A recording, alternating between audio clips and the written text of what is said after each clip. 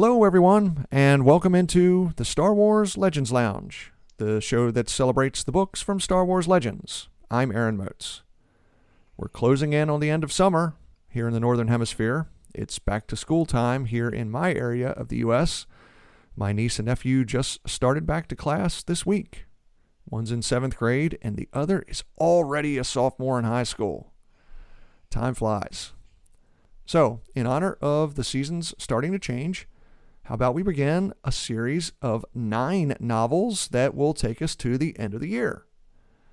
Following the events of the New Jedi Order series and the Dark Nest trilogy, the Galactic Alliance is teetering on the brink of civil war, one that may cause a rift within the Skywalker Solo family. Meanwhile, Jacen Solo feels a pull from the Force, and it may be the only thing that can save the galaxy from going up in flames.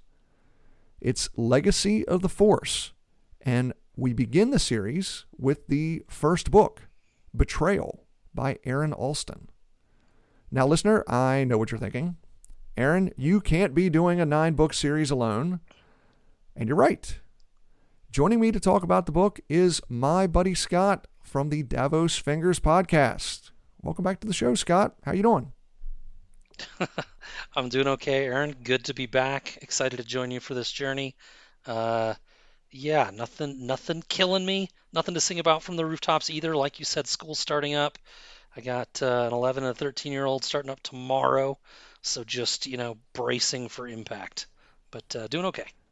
Now, listener, if you have been following the show for quite a while, you'll remember that Scott was one of the co-hosts that joined me for the New Jedi Order series a couple of years ago, and he even joined me again in 2024 for a one-off. I believe that was Scoundrels, the Han Solo Lando Calrissian heist book, and Scott is kind enough to join me again on this series. Now, Scott, the Davos Fingers podcast has been on a bit of a hiatus for a while. It's been a while since there's been a new A Song of Ice and Fire book for you and your co-host Matt to talk about. But from what I've seen online recently, it sounds like George R.R. Martin is continuing to work hard on both The Winds of Winter and another Dunk and Egg novella. So, where's your excitement level right now, Scott? Oh, Aaron, I'm so jaded now. For my own mental health, which has its ups and downs already, I try not to think about them anymore. When they release, I am going to be thrilled. I will immediately buy them. I will take sick days to read them until I finish. But until I see a release date from his publisher, I try to just keep everything, on an even keel. The man has a lot on his plate. He's doing his best. I believe deeply in the empty space where my heart should be that he wants to finish these books. I think he's trying to finish them, but he doesn't owe them to us. So I've just tried to step away from any expectations, and if they come to me, they come to me, and I will be overjoyed if they do. If you had to lay money down, which do you think we would get first? The Winds of Winter or the next Dunk and Egg novella? I feel like the dunk. You want to say wins because he's been working on it for so long, and it does seem to be his focus. But he's the kind of writer that goes in spurts and whirls and whips through things aggressively fast sometimes, and then has periods where he's just doldrums, right? And so I think it could happen that he could get some excitement about the Dunk and Egg show, which is coming out, a little bit. And I feel like if he got on a little whirlwind tear, those are much shorter. He could pump one of those out maybe and just surprise us with it. So it's probably not the popular choice if you asked a bunch of people that question, but I'm going to say Dunk and Egg. I think I agree with you. I I think, think I agree with you. I yeah. think he's more likely, like you said, we know HBO has another ASWAF show coming out, the Night of the Seven Kingdoms or whatever they're going to name the Dunk and Egg show. And yeah, those novellas are fun, quick reads, and I would think it's easier for him to continue that story, because the narrative in that story is just sort of the one POV. He's not jumping back and forth between POVs like he is in the main ASWAF series.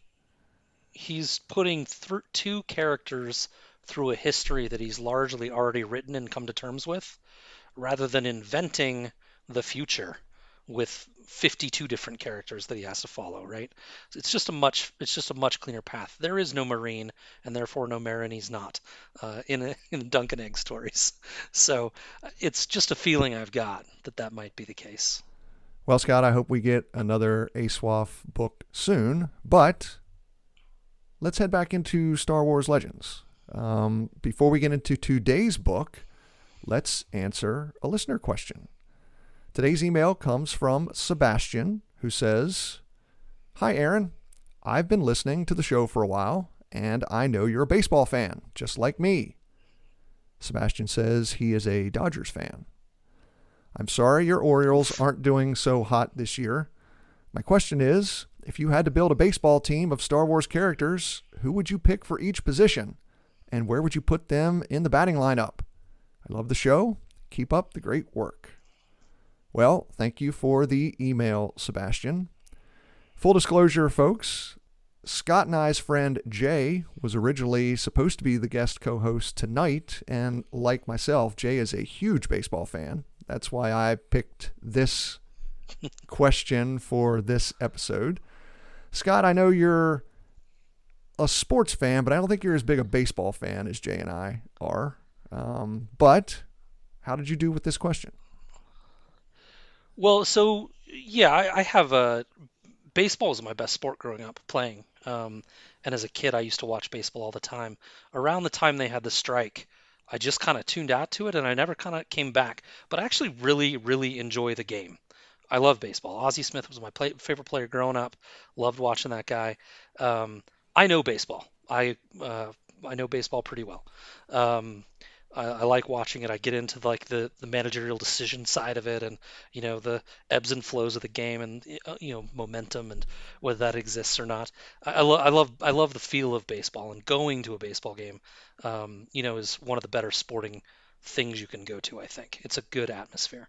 Anyway, back to should have bored all of your listeners with my personal history with baseball, but I'm not a novice at baseball. I'm not Jay, that's true. But I know baseball. And when my mind started going crazy when I started thinking about this question, and specifically thinking about Jedi playing baseball, and it reminded me a little bit of my X-Men comic book days when they would have the men and women of the X playing basketball or something. It's like, this is ridiculous. Like, how do you govern a game with all these powers? And somebody always cheats, whatever. So maybe it's cheating on the question, but I'm only going to partially answer it, and I'm going to exclude Jedi. No Jedi in my team. I want Tarkin as my manager, first of all. Dude is brutal, knows how to read and manipulate situations, knows how to get stuff out of people. I'm taking Tarkin as my manager. I want Wedge as my pitcher. I just feel this guy can see the angles, work things, vary speed to get the results he needs. I just feel like he'd be a really good pitcher. Knows how to keep his cadence. Don't let the batter or the pitch clock nowadays that pitch clock, geez, regulate his tempo. I'll take Lando as my catcher. He can trash talk and get in the opposing batter's heads a little bit. I grew up playing shortstop and second base. I was a really good defensive player. I know the value of having a good combo with the Keystone. So I'm going to take from our Scoundrels book. I'm going to take two people with really good chemistry, Bink and Tavia, from that Nice. set to be Nice. my shortstop and second baseman. I'll take Chewie to dig out and stretch for errant throws at first base, and I bet he can handle some lumber as well. And I'll take Padme somewhere in the outfield. She showed really good athleticism in the arena in episode 2. I'll take her. And if I get a DH, Aaron, I'm sending Bob Frick out there as my leadoff man. Oh, no strike zone whatsoever. Free base, no strike zone. But if we don't have a DH, I doubt the guy can throw the ball that weighs about as much as he is. So only if I got a DH. And that's it. I hope I did okay on the question. That's all I got. I'm tired now. Absolutely. I think I was great. Like you, I set myself some rules also. No Jedi. Well, not no Jedi, because I actually do have a couple in here. But they're not allowed to use the Force. So, and maybe I massaged that rule for one, but for the most part, Jedi not allowed to use the Force. And I also said no droids, because you could just program a droid to throw the ball 400 miles an hour, Right at the letters. Yeah. So I wanted a mixture of canon and Legends characters, so I got a little mix in here. Batting leadoff in center field is Hunter from the Bad Batch. I picked him in center field because of his enhanced instincts. You need instincts to play center, and he's an agile guy. Batting second at third base, Anakin Skywalker. Here's where I massaged it a little bit. You need great reflexes to play the hot corner, and we all know from the pod racing that Anakin had tremendous reflexes. Plus, you need a big arm from third. He's got a metal arm. I mean, come on. I'm not playing with the DH. Sebastian, much like one of your favorite players from the Dodgers, Shohei Ohtani, I want a pitcher who can also hit the long ball. So batting third, my pitcher is Chewy. He's big, he's lanky, he's powerful. We know he has a strong arm. Let's face it, he's 7.5 feet tall. When he's throwing off the mound, it looks like he's only throwing 45 feet from home plate. Who's going to hit that? It's the Randy Johnson of Star Wars. Exactly. Yeah. Right field, batting cleanup, General Grievous. Big, quick, athletic, huge arm, 4 of them, in fact. So, big arm from the outfield. My catcher is Captain Rex, natural leader, captain of the team, plus he's used to wearing a helmet and armor. My shortstop, batting sixth, is Jaina Solo from Legends, also a natural leader. The shortstop is the captain of the infield. She's quick. She has tremendous range. She's a fighter pilot. First base, batting seventh, Dash Rendar. Big, athletic, powerful, but it's Dash. He's not quite as big and athletic and powerful as he likes to tell you he is. So he's my first baseman. Second baseman, Jax Pavin from the Coruscant Night series. Gutsy kid. He's not big. He's not overly powerful, but he just gets stuff done. That's why I got him over at second. And finally, rounding out the lineup, batting ninth, left field, is a young Ahsoka Tano. Quick, athletic, and it's basically like having another leadoff hitter at the bottom of your lineup. She's going to get back on as your lineup turns over. So, Scott, Sebastian, that's my lineup. That was fun. Absolutely. Sebastian, thank you very much for your email. Listener, if you have a question for the show, you can send an email at swlegendslounge@gmail.com or send me a message on Twitter, Instagram, or Blue Sky at swlegendslounge. And if you'd like to get your voice on the show, you can record a short message and email it in, but please record it in MP3 audio format. Now it's time for today's book, Betrayal by Aaron Alston, the first book in the Legacy of the Force series. Go ahead, grab yourself a drink.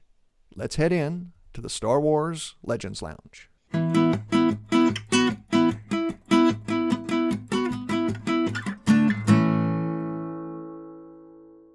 The story begins on Coruscant. Jedi Master Luke Skywalker is plagued by visions of a mysterious dark man who doesn't exist yet. Luke tells Mara that the dark man reminds him of what he knows about his father, Anakin Skywalker. Mara tells Luke that if the dark man is in the future, they will simply stop him from appearing. Maybe, Luke says, as the two lay back down to sleep. On the planet Adumar, Jason Solo and his Padawan Ben Skywalker are investigating reports that the Adumari are manufacturing illegal weapons. The Jedi tour a factory, but it's clear the plant manager and his employees are hiding something.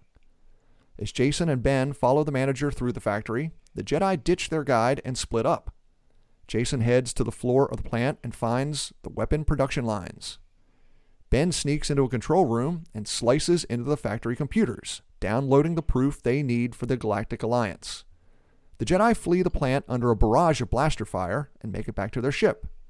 Jason sets a course back to Coruscant as Ben transmits his information to the Alliance leadership. That evening, Han and Leia host a family dinner. When Luke and Jason begin discussing what happened on Adumar, Han and Leia say that Adumar is just one of a growing number of planets threatening to secede from the Galactic Alliance. And the leader of the secession movement? The Corellian system, Han's home. The Yuuzhan Vong War left the galaxy ravaged, billions dead, dozens of planets destroyed or terraformed, the New Republic government ruined, and the galactic economy virtually non-existent. In the wake of the war, the central government reformed into the Galactic Alliance. But the Killik crisis showed the Galactic Alliance didn't really have the military power to protect its members, let alone fight another war. So for the last 5 years, the Alliance has been building a new navy, demanding its member worlds to pay higher taxes and to give the Alliance more natural resources. Now, some of those systems have had enough. Han says his cousin Thraken is leading the Corellian succession movement, and part of that movement, the reactivation of Centerpoint Station, an ancient superweapon that young Anakin Solo shut down 22 years ago. After dinner, Han tells Leia he doesn't like the way Chief of State Cal Omas has been pushing his weight around. If Corellia or any other system wants to leave the Galactic Alliance, Han says they should be allowed to leave. Leia remains neutral on the subject, but she tells Han that she'll support him if he wants to help Corellia gain its freedom. They agree that the first thing they need to do is meet with the Five Worlds Prime Minister, Adel Saxon. She needs to shut down Centerpoint and get rid of Thraken Sal Solo. Han and Leia sneak into the Corellian system and meet with Prime Minister Saxon in secret, but their talks don't get very far when a Galactic Alliance fleet arrives, along with 4 Jedi strike teams.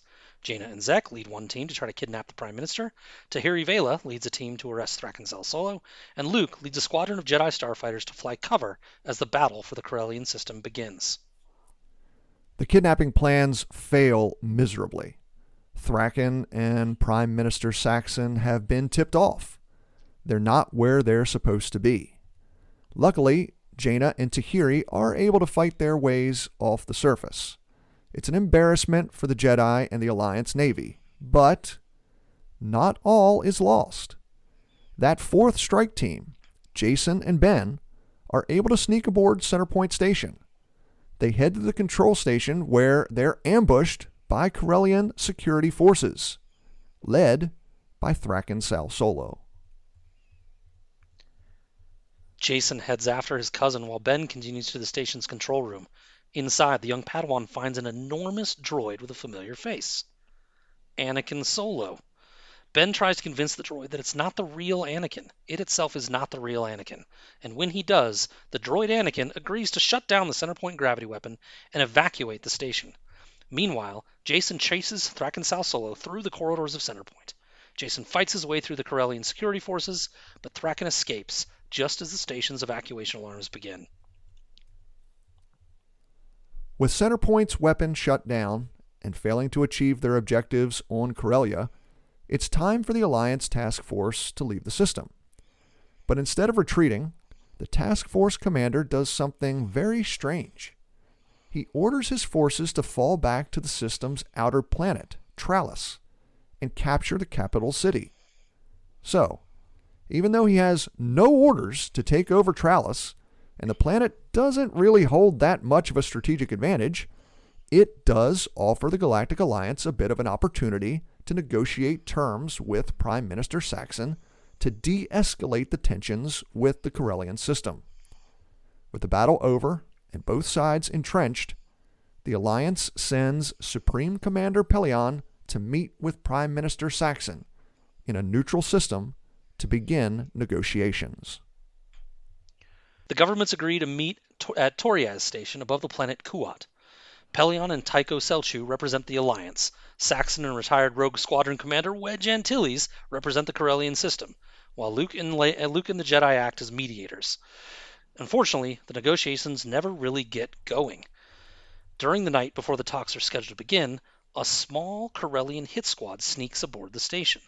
The assassins kill Prime Minister Saxon and Pelion's body double, although Pelion himself is not harmed in the attack. Luke immediately starts investigating what happened, and quickly, Wedge and Tycho discover that the assassins were led on board the station by a dock controller who apparently committed suicide by just walking out of an airlock. Wedge also finds a strange set of tassels at the airlock door. Luke asks Jaina to look into the origin of the tassels, but Jason stops her. The strings and knots fascinate him. He feels a power in the tassels. He doesn't know what they're saying, but Jason tells Jaina that he was meant to have the tassels, and he needs to be the one to find their origin. While the Jedi investigate what happened at Toriaz Station, word of Prime Minister Saxon's assassination reaches Corellia. Han and Leia know that the Corellians can't just sit back and allow Saxon's death to go unpunished. They'll need to respond. And that could start another full-blown war. So, while our heroes are tired of fighting, Han says that what the Galactic Alliance did to Trallus is just wrong. And he tells Leia he's going to join the Corellian forces to help liberate the planet. Leia tells Han that she understands. She says that she'll head over to the Alliance command ship and try to secretly coordinate things during the upcoming battle to try and keep Han and as many of the fighters on both sides as safe as she can. Jason and Ben head to the planet Lord and meet up with a Jedi named Nalani Din, who introduces them to Professor Halen Rotham, an expert in nonverbal communication. Professor Rotham says tassels are actually 13 written messages, each one in a different language. She hasn't deciphered them all, but the ones she has sound ominous. He will strengthen himself through pain. He will remake or rename himself. He will ruin those who deny justice. He will choose the fate of the weak. He will immortalize his love. He will make a pet. He will strengthen himself through sacrifice. He will win and break his chains. Jason says some of the translations sound like the ancient prophecy of the Sith, but before Professor Rotham can translate the remaining tassels, Nalani pulls Jason and Ben away. There's been a rash of strange suicide terrorist attacks on Lord, and she needs their help to figure out what's going on. Back on Trallus, the Galactic Alliance sets up a deflector shield around the Performing Arts Center in the capital city that the Alliance is using as its operations center. Before the Corellians can attack the building from orbit, they need to take the shield down. Wedge comes up with a plan for 2 Corellian fighters to infiltrate the shield from below street level and destroy the shield generator. Han volunteers, asking Wedge not to tell Thraken. Of course, Wedge keeps Han's involvement a secret, and the 2 ace pilots begin their run on the Performing Arts Center. Meanwhile, Jason, Ben, and Nalani investigate the terrorist attacks on Lord. Following one of the attacks, the Jedi learn there might be a connection. A woman that the Lord's security forces just took into custody named Brisha Sayo. When the Jedi question Brisha about the attacks, she says she's been experiencing strange dreams, and those dreams seem to be causing these suicidal attacks. Brisha says she lives on an asteroid in the Betrayal system, an asteroid that is strong in the dark side of the Force. Han and Wedge zoom through the streets of the capital with Alliance fighters in hot pursuit. The new fighter jockeys are no match for the old veterans, except for one, Wedge's daughter, Sile Antilles. As the fighters close in on the Performing Arts Center, Wedge takes the lead. He blasts a hole in the street, opening the city's underground tunnels and allowing Wedge and Han access to emerge from the tunnels inside the shield. Wedge blasts the shield generator while Han runs cover, trying to keep Sile from unwittingly shooting her father down. Back in the Betrayal system, Brisha takes Jason, Ben, and Nalani to her asteroid. The Jedi can immediately feel the dark side energy in the asteroid habitat, but none of them feel like they're in any imminent danger. Brisha says she thinks there's a dead Sith Lord haunting the caves in the center of the asteroid and asks the Jedi to help her get rid of him. Jason seems eager to enter the caves, almost as if something is calling to him. Ben and Nalani are more reluctant, but they agree, and together the 4 enter a turbo lift and head down to the center of the asteroid. On Trallus, the shield generator blows, opening up the Performing Arts Center for attack. The Corellian forces launch dozens of missiles at the complex, bombarding the entire area of the city. The Alliance is forced to withdraw, evacuating the complex and fleeing the planet. In the aftermath of the attack, the citizens of the capital pour out into the street, celebrating their victory for Trallus and the Corellian system. When Brisha and the Jedi arrive at the center of the asteroid, Brisha admits that she's been lying. She's actually Lumaya, the Dark Lady of the Sith who Luke defeated back during the Galactic War. After Lumaya reveals herself, the Jedi are attacked by dark spirits. Jason faces off with his uncle Luke, Ben defends himself against his mother Mara, and Nilani is ambushed by a dark, hooded man. On Coruscant, Luke and Mara are woken up by mysterious evil versions of Jason and Ben. The four Jedi ignite their lightsabers and battle each other, none wanting to destroy the dark versions of their loved ones. Eventually, Lumaya is able to pull Jason away from his duel with Luke and lead him further into the center of the asteroid, the home of the ancient Sith Lord that once lived there. Lumaya tells Jason that the home used to belong to Darth Vectivus, a Sith Lord who used the dark side of the Force not to gain power, but to enrich his life and his loved ones. Lumaya says the only way to stop the endless wars that have ravaged the galaxy over the last 60 years is for another person to learn the dark side the same way Vectivus did. And she thinks Jason is that person. Jason initially scoffs at the idea, but the more Lumaya talks, the more she makes sense. Jason has spent the past 15 years learning more about different aspects of the Force than anyone he knows. He's learned from his uncle Luke, from Vergir, the Jensari, the Falanasi, the Ang-Ti, the Witches of Dathomir, and the Theron listeners. No one has studied more aspects of the Force than he has. And if someone needs to use Sith teachings to stop another civil war from happening, Jason believes he is the best choice. Nilani and Darth Vectivus continue their duel when the Dark Lord suddenly just stops. The ancient Sith Lord tells Nilani that the Jedi and the galaxy are in danger. The only way to stop the coming war is to strike him down, now. But Nilani refuses to kill the unarmed Dark Lord. A pity, Vectivus says, even if taking one life ensures the safety of billions. The apparition disappears, and Nilani heads off to find Jason. Nilani arrives just as Lumaya offers to teach Jason the ways of the Sith. Nilani begs Jason not to listen to her, and then charges at Lumaya. After a short skirmish, Lumaya surrenders and allows Nilani to arrest her. But before they leave Vectivus's lair, Lumaya says one of the three of them needs to die and asks Jason to look into the future. He does. And indeed, in every scenario Jason sees, either he, Lumaya, or Nilani die before leaving the asteroid. But in only one scenario is the galaxy kept from plunging into civil war. Nilani sees the anguish and desperation on Jason's face. She turns and races back toward the turbolift. Jason sprints after Nilani, catching up to her before she can leave the caves. He uses the cover of the shadows to ambush Nilani, slicing one of her hamstrings, bringing her to the ground. Nilani pleads with Jason again. Lumaya is lying. Do not listen to her. But Jason says studying the Sith is the only way to peacefully end the conflict with Corellia and the other successionists. He apologizes to Nilani and stabs her through the heart, killing her. Jason then finds Ben, erases his memories of Nilani and Lumaya, and the two head back to Coruscant. The story ends with Mara telling Luke that Jason and Ben are returning home. But Luke warns his wife that he fears the dark man of his dreams is near. And he's getting stronger.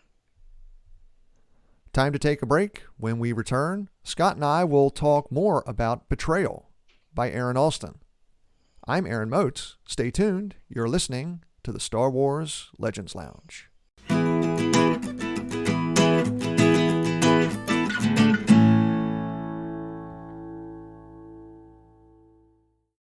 Hey everyone, would you like to hang out with other Legends fans? Well, listen up. This year's Legacy Expo is coming up September 13th and 14th in Burbank, California. The Legacy Expo is a fan-run convention celebrating the books, comics, games, and all the other media from the Star Wars Expanded Universe. The Legacy Expo is an all-inclusive event for EU fans, young and old, and will feature vendors, artists, authors, and special guests. This year, the expo welcomes James Lucino, Barbara Hambley, Stephen Barnes, Abel Pena, and many more. So, check out the Legacy Expo at the Marriott Convention Center in Burbank, California on September 13th and 14th. Tickets are on sale now at legacyexpo.org. All proceeds from the Legacy Expo will be donated to the Book Truck, a 501c3 nonprofit organization that provides books, graphic novels, and other reading materials to underserved and at-risk youth in the Los Angeles area. For more information, check out the event's website or email the event at hellothere@legacyexpo.com. Thank you for listening to the Star Wars Legends Lounge, where we celebrate the books from Star Wars Legends. But let me take a moment and recommend a book from Star Wars canon. Thrawn Treason focuses on the future Grand Admiral learning to navigate the politics of the Imperial military. But when Eli Vanto brings him a warning from the unknown regions, Thrawn must decide whether to return to the Chiss ascendancy or remain loyal to the Emperor. It's Thrawn Treason by Timothy Zahn.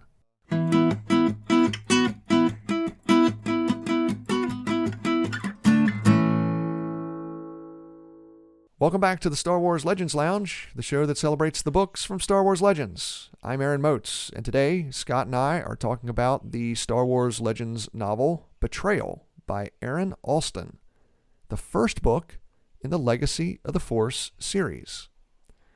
All right, Scott, so first off, you were with us in 2023 for the New Jedi Order. At the end of that book, Jason and his twin sister Jaina are about 20 years old. The Yuuzhan Vong War is over. There were a few books in between the end of that series and now the beginning of this series, but you're jumping into this series clean. You didn't read those books in the middle. Jason's now 31 years old. He's a lot more mature. What are your overall thoughts of the book, and what do you think of this version of Jason 10, 11 years after the end of the New Jedi Order series? You said mature. I think you mispronounced arrogant. Um, Folks, uh, if you don't know, when we did New Jedi Order, Jason was Scott's favorite character in that series. yeah, I was gonna sacrifice myself to that pyre before we were through. Don't worry. I am nothing if not someone that admits when they've maybe erred. Oh, I don't think Uh, you've aired at all. If he's your favorite character, he's well, your he's favorite character in that series.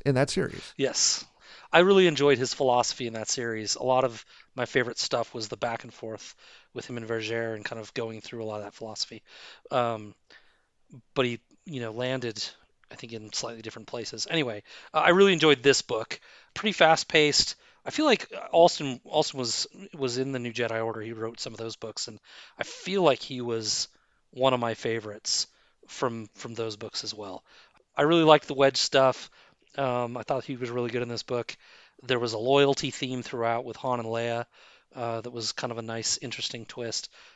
Yeah, like you said, I was a huge fan of Jason during the New Jedi Order, and so it's nice to be told that I can't have nice things and that I should let go. Uh, yeah, I feel like I should have read those books that happened in the interim. Um, I no, they're No, not good. I say that it's three books. It's called the the last one's called the Swarm War. It's the Dark Nest trilogy is what they're called. Yeah, And I'm not telling anyone to not read a Star Wars Legends book. I did those three books on this show a few years ago. They're not for me. yeah, They're not some of my favorites in this series. They take place about 5 or 6 years after the New Jedi Order, which of course then takes place about 5 or 6 years before this series, yeah. The Legacy of the Force. And you gave me a little summary kind of what happened vaguely in those books, but I'd love to know kind of how they filled in the time, with a little more detail. One of the I'll use an example. One of the bigger complaints I have about the prequels, episodes 1, 2, and 3, is that Anakin's descent in episode 3 feels like too rapid to be explained, really, in a logical sense. But if you watch the Clone Wars, and listener, if you haven't watched the Clone Wars, I'm sure Aaron has scolded you already, but I don't geez, scold man, do it. anyone. There are some clunkers in there, but it's in general, it's really good. And specifically to this point, you can see Anakin's growth or descent, if you want to call it that, throughout that series toward being a very frustrated young man with all of the process and details. And he has conversations with Tarkin and he deals with some of these people a lot more. And so it makes you believe that journey a lot more when he boils over in episode 3. And I'd like to have that journey with Jason to kind of see how all these people that in your summary that you said that he went and visited and learned from, I'd like to know kind of what he took from those, right? To see if the decision point that he gets to in this book makes more sense because it feels for someone as wise as Jason purports himself to be, it feels very fast that he's taking the word of a Sith master, essentially not a master, but a Sith practicer of the dark force, dark side of the force, and just kind of running with it in a really short time frame. You know, always in motion the future is, right? And the arrogance that he can see all these outcomes and make such a drastic decision, it seems like a lot for him to come to in a very short period of time. You didn't really ask this question, but I feel like there's good and there's evil in the galaxy. You can't stop evil from existing. You just can't. And you can't stop evil acts from happening. But you can prevent more from happening with evidence and proof and then taking action against people that are doing bad things. But preemptive minority report type action before something happens, when the consequences of those actions that you're going to take are like murdering a friend through the heart as an opening salvo, that should be a real eye opener for him that, what he's doing. And it feels like he barely blinks. So I don't love this version of Jason. In summary, I guess I don't love this version of Jason, but I admit I may be missing some context as to how he got to this place. The one thing I can tell you is in the Darkness trilogy, that set of books takes place right after Jason has his, whatever you want to call it, sojourn throughout the galaxy trying to learn different aspects of the Force. We, the readers, never get those conversations that Jason has with all those. We don't know what Jason has learned. It's kind of a interesting way to tell the story, and I think it is used as a way to, in my opinion, at the end of the New Jedi Order at the end of the New Jedi Order series, something has broken in Jason at the end. Yeah. And because of the time he was incarcerated with the Yuuzhan Vong, almost Torture, a year, tortured, both the physical and then the mental torture of Vergere, something is broken. And we don't really see it at the end of the series. We only start seeing it in the Darkness trilogy. And I think this series is an extrapolation of that. Mm-hmm. You say Jason is arrogant. In Jason's mind, I think he is much more pragmatic than he was in the New Jedi Order series. Back then, he used to question everything. Correct. Yeah. Now, because of what happened to him with Vergere, and then all these other classes, quote unquote, he's taken with these other types of Force users, now he just makes a decision. Whatever the decision is, he's just going to deal with the consequences. He doesn't seem to agonize over the different choices that are laid out in front of him. He sees 1, 2, or 3 choices. He says, this is the consequence of each choice, and then he just decides on one that he thinks is the best for that situation. We see it in the final weird suicide terrorist attack, where the suicide bomber has a hostage right beside him. And Jason asks if he can talk to the hostage. The suicide bomber says yes, and all Jason says to the hostage is, "I'm sorry, I can't save you. You're going to die." And Jason then uses the Force to contain the blast, but he knows the blast can't be contained to the point of the guy standing right beside the bomber. That person is going to die. Yeah, he's. I don't remember there's in this book. I'm through basically the next two books, so hopefully it's not from one of those two books. But it feels like he's learned to just trust that the Force is letting him make the right choice. Which, man, what a great way to feel, right? It's like, I've got these three choices. I'm going to make one. I believe I was right 100% of the time because the Force is telling me what to do. And, it smacks of, certainly some religious people, I think, feel that way. Like, God's guiding me here. It's going to be fine. But the nature of these decisions as he gains more and more power have so many more consequences that it's a dangerous bridge you're crossing when you start to talk about ends justifying means when the means are so brutal. One aspect of a possible arrogance with Jason, because it does seem that his other family members are not completely comfortable with him. His Padawan Ben is, and it seems like Mara is comfortable at this point in time with Jason. But Luke, Leia, Han, his twin sister Jaina, they all at least show some reservations of the person that Jason has become. In that arrogance, or I should say possible arrogance, of the Force just telling him what to do, could that be a manipulation from Lumaya?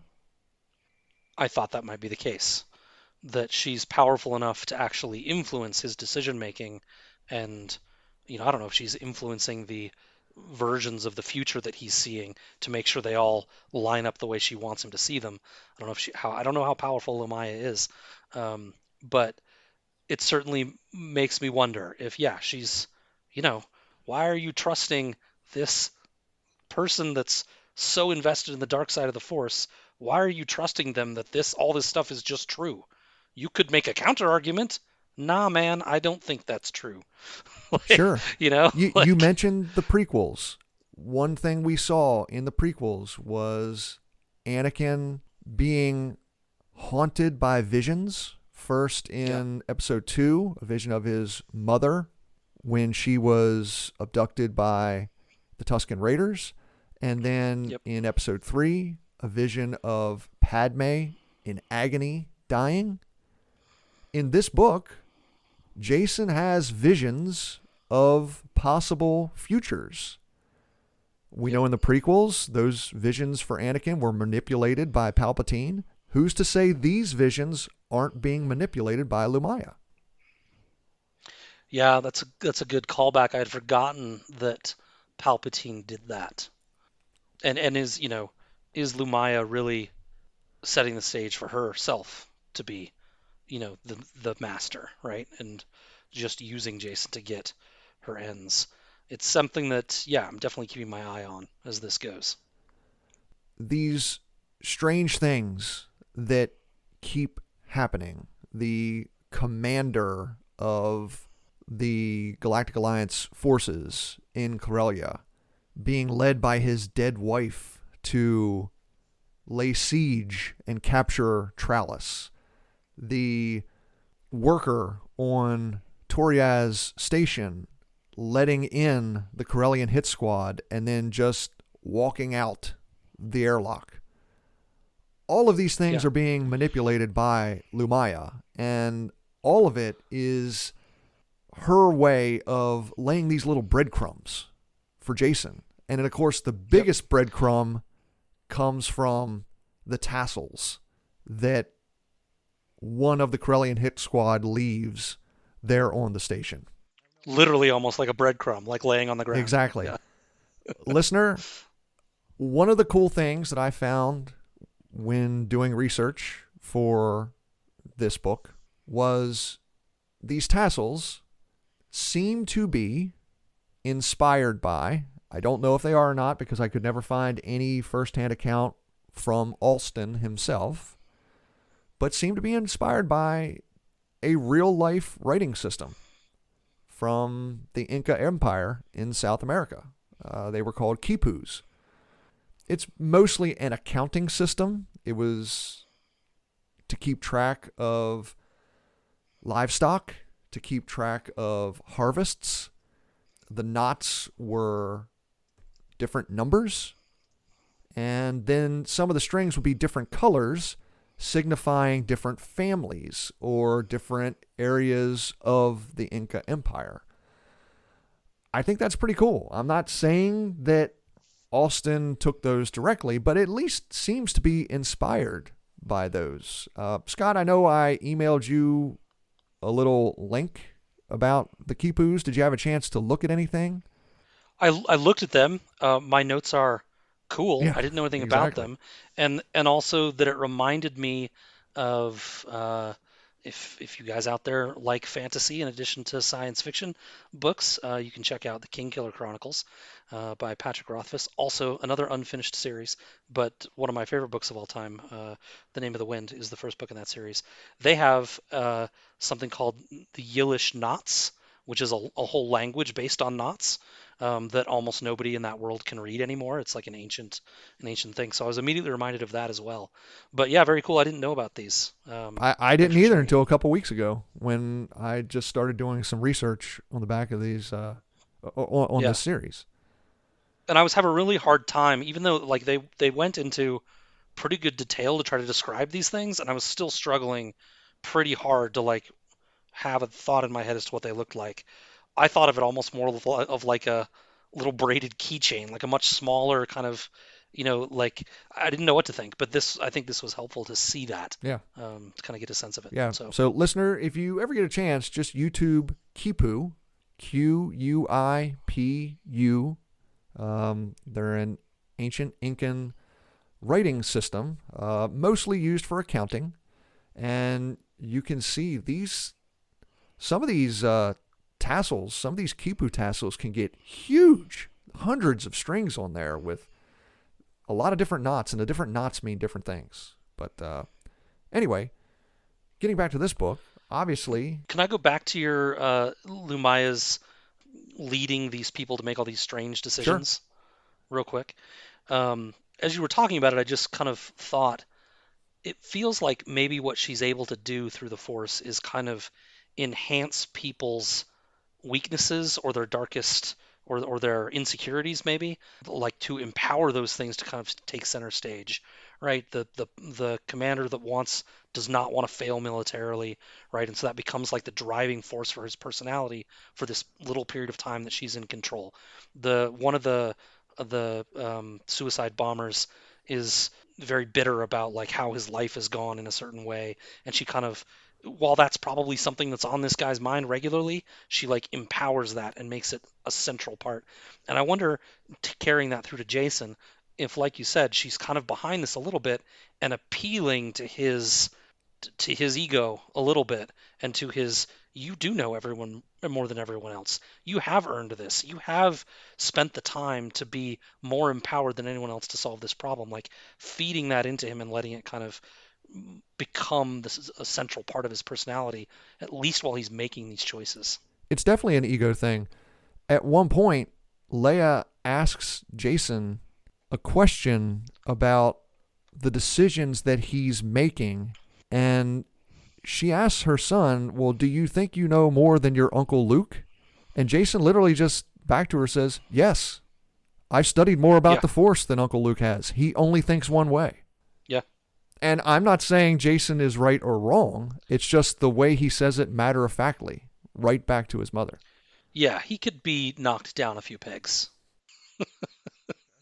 So I guess the big question, though, stemming from what we are told about Darth Vectivus and the offer that Lumaya is making to Jason, can someone become a master of the Sith arts and use the dark side of the Force for good and without the person becoming corrupted. So I want to preface my answer with the fact that I didn't get to do some research around the dark side of the Force and what are called, Sith arts or dark arts, and what that means versus how you use something, like with your intent.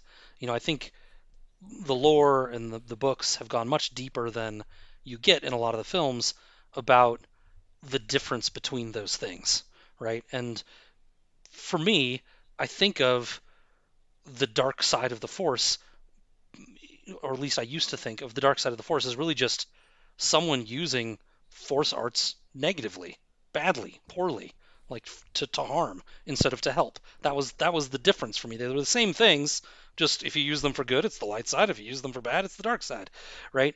But I know that's not the case. There are certain, they talk Anakin, right, with Palpatine is talking about this ability to like bring people back from death, and certain things that the Sith kind of offers you a path to that the light side doesn't.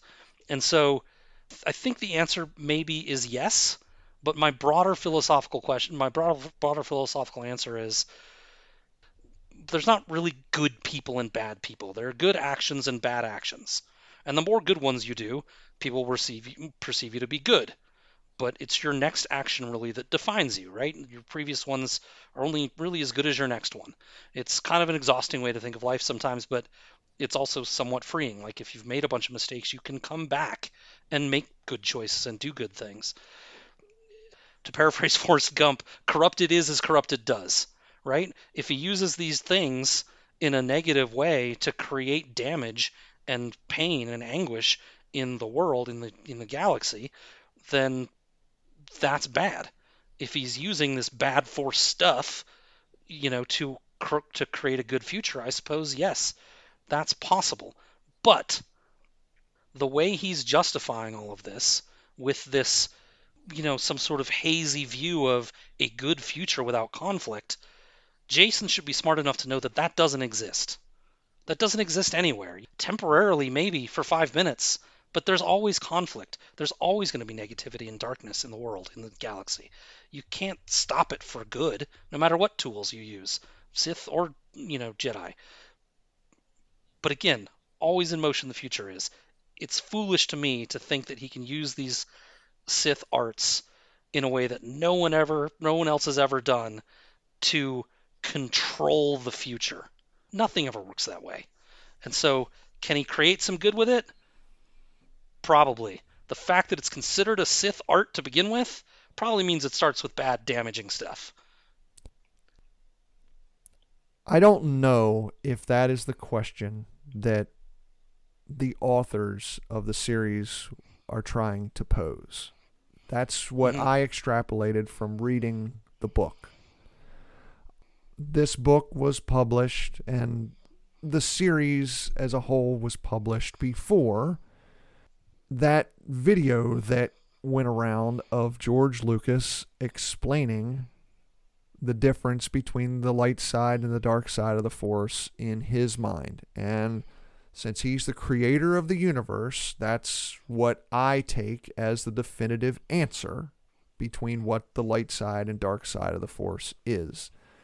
This is a video I will have to watch. Go ahead. Yeah, you can YouTube it. It's Lucas talking to the writer's room of the Clone Wars series as they are starting to sketch out the beginning of the series. I think it's from like 2005 or 2006. Okay. I think 2006. But you're going to paraphrase it for me here Well, anyway, right? basically, the dark side of the Force is using the Force selfishly. That's what it is. If you are using the Force selfishly, then that is a dark act. And he also explains that the more you use the dark side of the Force, the more it acts like a drug, and you have to use more of it, and more of it, and more of it. That's kind of why in The Empire Strikes Back, Yoda tells Luke, once you start down the dark path, forever will it dominate your destiny. Or I'm sorry, that's in Return of the Jedi.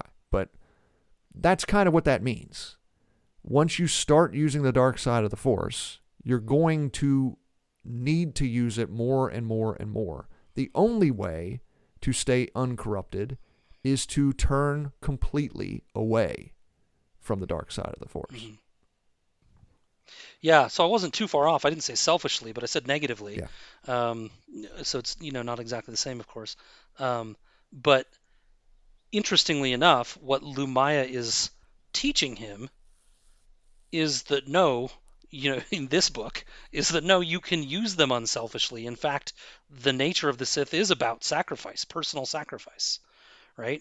And so that's an interesting dichotomy to what Lucas has said about this, But right? I guess it's sacrifice in order to obtain power and obtain more power and becoming more powerful. Yes, sure. And I don't know if that's how Jason sees it. No. He sees it as sacrifice to obtain abilities to create peace, but those abilities, I guess, do come down to power. Um, and yeah, the dark side's just going to keep Right. rolling through him and making him worse and more selfish and do more bad things. In my opinion, the Legacy of the Force series, the way they speak about the Force, specifically with the dark side of the Force, is one of those examples that some folks who aren't as big a fan of Legends have as a criticism with the way the Force is portrayed in the Mm. Legends stories. And I understand that because, in my opinion, I'm not as big a fan of the way the Force is portrayed in this series as I am in other series in Legends. Yeah. So, on to the B plot while we have some time here Okay. left, Scott. B plot. So, the whole galaxy obviously ruined during the Yuuzhan Vong War. They put themselves back together. They decide they no longer want this strong central government under the New Republic. And they initially reform into sort of a confederacy. But the crisis with the Killiks exposes the fact that with everyone doing their own thing, it's kind of hard to defend this part of the galaxy from outside threats. So we've reformed again into what they're calling the Galactic Alliance. But some of these systems got used to the freedom they had shortly after the Yuuzhan Vong War. They don't want to go back to a strong central government. And it sounds like that government is pushing its weight around in some areas. We have talks in the book of increased taxes, particularly in the areas of the galaxy that weren't hit as hard during the Yuuzhan Vong War. Corellia has had enough. Some of the other systems have had enough. Why are we paying more in taxes to help prop up some of these other systems that were left in ruins?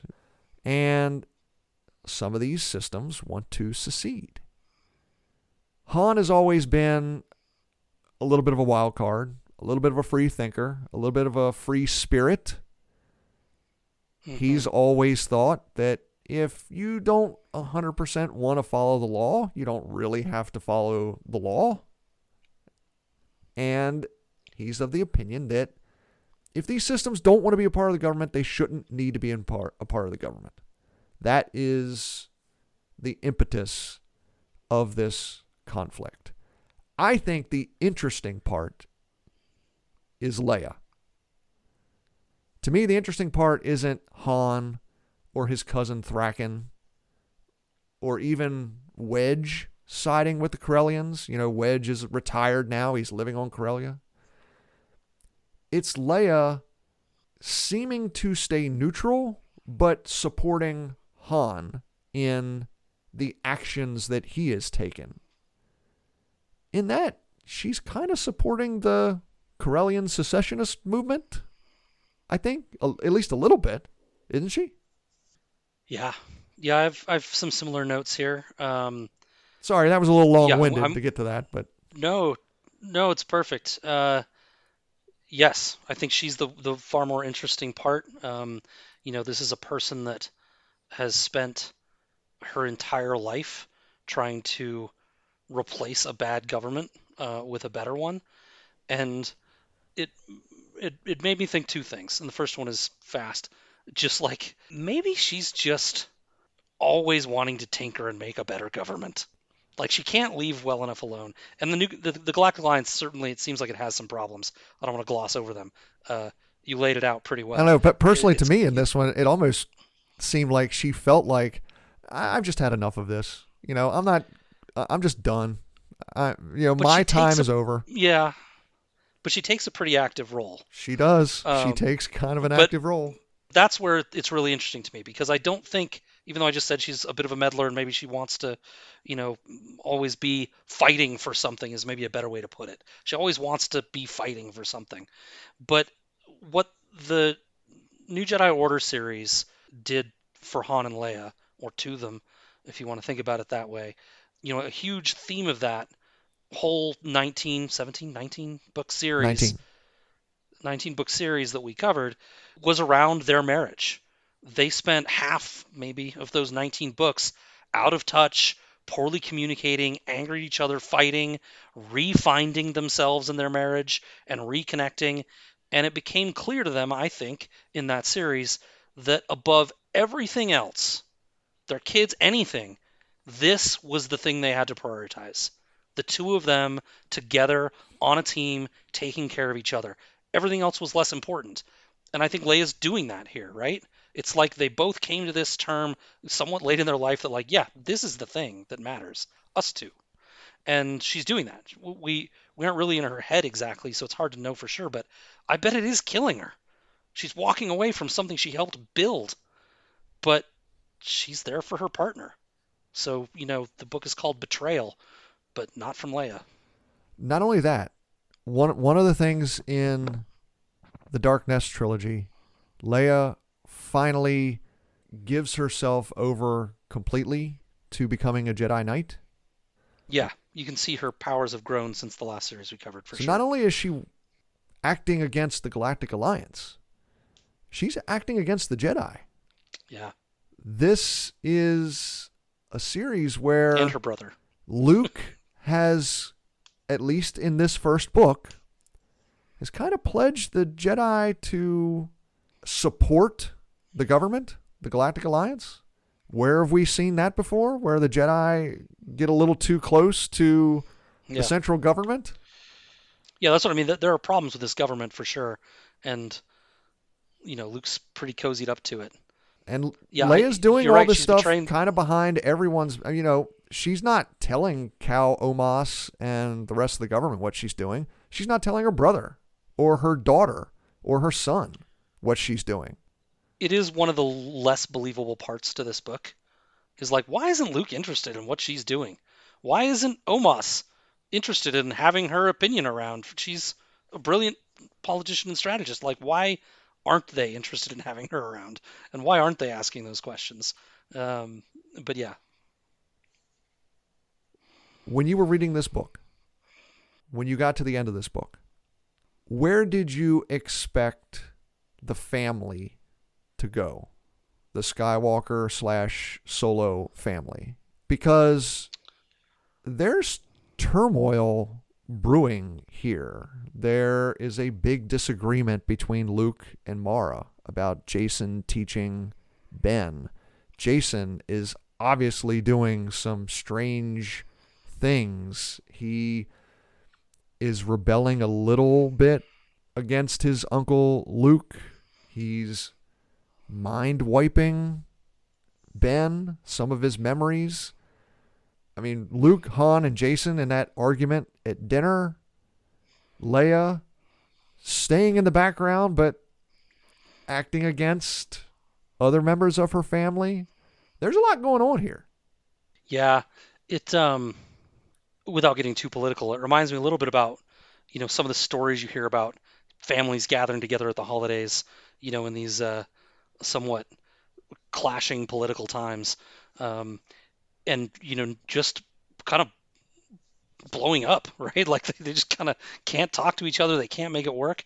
And it feels almost like they've kind of just chosen to let it slide a little bit and not deal with all the problems and just kind of let it play out and see what happens in some ways, right? The stuff with Ben is particularly troubling to me. I have a 13-year-old. I get it to a degree. You want to empower them and like respect their choices, and Ben wants to be with Jason, so they don't want to take them away, and as soon as you do that forcefully they resent you anyway. So it's a very complicated thing as a parent. But at some point you still have to recognize that while something may have been good at one time, this is my child and I have to take care of this problem. I think Mara doesn't think they're there yet, that Jason's maybe, going through a phase or something, but Luke is more troubled. It would be hard being married to Luke, man. Like the way they write him in all these books, like he's almost like flawless. It's like he's wise. He always knows what's really happening. Like it'd be tough to be married to that guy. I remember when I was reading this book the first time, I kind of thought about some of the stories we were told in school in history class of the American Civil War with families completely torn apart. One Yeah. part of the family on one side, one part of the family on the other side. And I remember reading this that that's what I envisioned going forward, where the New Jedi Order, that series, put our heroes through the ringer, tore them down, did terrible things to them, so that they realized in the end the best thing for them was to reignite. They were stronger together. And this series, I just envisioned them going, you know what? What if the Skywalkers and Solos just had enough of each other and just said, Hmm. that's it. We can't be together. That's what I thought going into this, or when I finished reading this story the first time. It's interesting. Yeah, the way you posed that question, 5 minutes ago now, about where did I think they were headed, I don't know that I thought about it that way. I was like, okay, well, they're gonna get back together. They've got all these kind of little problems they've got to solve, but I didn't think about it as like it was more like, they'll be okay. They're the Skywalkers and Solos. They'll come through. How are they not going to come through? They'll figure it out. But as Chewie and Anakin taught us, you don't always pull through, and sometimes things do blow up. Well, I guess we'll see going forward. Well, Scott, I guess it's about time to go. Listener, if you have something you'd like to share with me on the show, a question, an opinion, or a comment, you can send me an email at swlegendslounge@gmail.com or send me a message on Twitter, Instagram, or Blue Sky at swlegendslounge. And don't forget to send in your favorite Star Wars character groupings. I've just received a couple character groups fairly recently, and I'm excited to share them with you shortly in the future here on the show. Scott, thank you very much for joining me today. Yeah, Aaron, I always have a great time chatting with you about this stuff. Thanks for having me. Now, don't be sad, listener. Scott will be back. I'm really interested in hearing his opinion about Jason's story as it moves along in the Legacy of the Force. Now, listener, Scott and his buddy Matt co-host the Davos Fingers podcast. They haven't put out an episode in a while because there haven't been any new books in quite a while. But if someone is interested in the A Song of Ice and Fire series and have not heard your podcast and they'd like to check out Davos Fingers, what can they expect to hear? I'm the worst promo guy for my own stuff. First of all, if you haven't read A Song of Ice and Fire and you have any interest in fantasy whatsoever, forget my podcast. Just read the books. I mean, they're fantastic books. They're some of the best out there from a fantasy perspective. But the podcast, how to talk about we cover it chapter by chapter, summaries and discussions for each chapter. So we dive pretty deep, right? We're spending 3 chapters in an episode or something, and we'll talk about it for 2 hours or so. So we're going pretty deep. We love to throw in movie and pop culture references to compare to the series and make jokes. It's very light and irreverent and fun. Our favorite compliment maybe that we've gotten a few times is that it just feels like sitting down and listening to some of your own friends talk about books with you. And that's kind of what we hope for. We want it to feel intimate and fun and relaxed. And yeah, it's been a good journey. Coming up on the next episode of the Star Wars Legends Lounge, it's the return of Kat. She and I will be discussing the second book in the Legacy of the Force series, Bloodlines by Karen Travis. You can join us on that episode coming out September 5th. Thank you very much for listening to the Star Wars Legends Lounge today. I'm Aaron Motes. May the Force be with you. And remember, there's always a bit of truth in Legends.